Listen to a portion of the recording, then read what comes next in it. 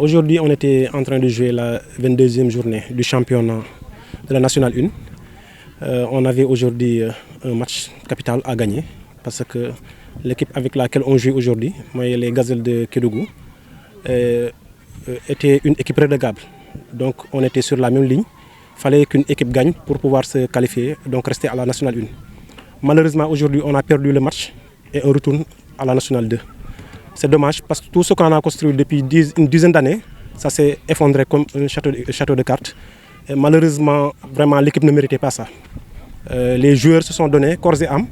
Nous, les dirigeants aussi, nous avons fait ce qu'on a pu faire. Mais malheureusement, les dieux du football n'étaient pas avec nous aujourd'hui. On accepte et on va continuer à travailler. Bon, avant de parler de l'état du terrain, je vais parler de l'état de l'équipe. Parce que si on est arrivé à cette situation aujourd'hui, je vais dire que c'est une responsabilité collective, à commencer par l'édile de la commune de Diass. Parce qu'on est une équipe qui représente la commune de Diass, qui s'appelle FC Toglou de Diass. Et quand on dit Diass, ça représente toute la commune. On a commencé l'année passée, comme cette année, sans subvention, sans aucun appui de la collectivité. Et ça, c'est dommage, c'est regrettable.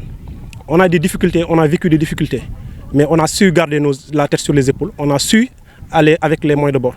Mais ça aurait été un peu plus facile aujourd'hui qu'on ait au moins donc les personnalités de cette commune derrière nous qui nous appuient, qui nous soutiennent. Il n'y a aucun match FC de Toglou, il n'y a aucun match depuis quand l'équipe est là, il n'y a aucun match qui a été suivi par le maire ou un représentant. Personne ne nous a suivis dans ce projet, ni le maire, ni le président de la commission sportive, ni personne parmi ses alliés. Et ça, c'est déplorable, c'est regrettable pour le sport. Ce n'est pas parce que la personne de Mamadou Diouf dérange, la personne de Mamadou Diouf n'est pas un allié du maire, que le maire doit avoir un tel comportement. J'aurais souhaité qu'il sache qu'il a une jeunesse qui s'est battue pendant plus de 12 ans pour construire une équipe, pour faire donc une fierté dans cette commune. Mais malheureusement, quand la politique s'invite dans le sport, voilà les résultats. Et c'est regrettable. Nous aimerions que demain, toute la population de Diass sache que le premier responsable dans ça, c'est lui, c'est pas nous. Parce que nous, on a fait ce qu'on pouvait faire. Mais on n'a pas les moyens. Quand une équipe n'a pas de moyens, tu subis. Parce qu'on se déplace depuis des kilomètres, on finance beaucoup d'argent et souvent on a même des difficultés pour tenir les équipes ou bien encourager les joueurs ou bien les motiver. Et quand donc, on ne veut pas nous subventionner, on ne veut pas nous appuyer, on se retrouve dans une situation pareille, alors que les autres maires et les autres communes, à l'image de Sali, une équipe qui est en division régionale, qui a une subvention de 15 millions. FC Toglou Diass ne peut pas avoir même 100 000 francs. Ça, c'est regrettable. Et j'en appelle à la communauté sportive, la communauté nationale et tous les gens qui sont épris de sport, qu'ils sachent que les difficultés auxquelles nous avons vécu cette année-ci, vraiment, si on en est peut-être pour quelque chose, mais le premier responsable, c'est notre premier adversaire, qui est le maire de la commune de Diass. L'état du terrain, j'en ai parlé aux parrains. Le parrain qu'on a choisi aujourd'hui, c'est une personne qui habite ici, dans la localité, qui est un responsable politique. C'est vrai qu'il soutient le président de la République, son Excellence Macky Sall. Et nous, on l'a choisi comme parrain parce que c'est un responsable, mais c'est une personne qui sait aider les populations, c'est une personne qui sait être avec la jeunesse, c'est une personne qui est là prête donc, pour appuyer toutes les activités de jeunesse.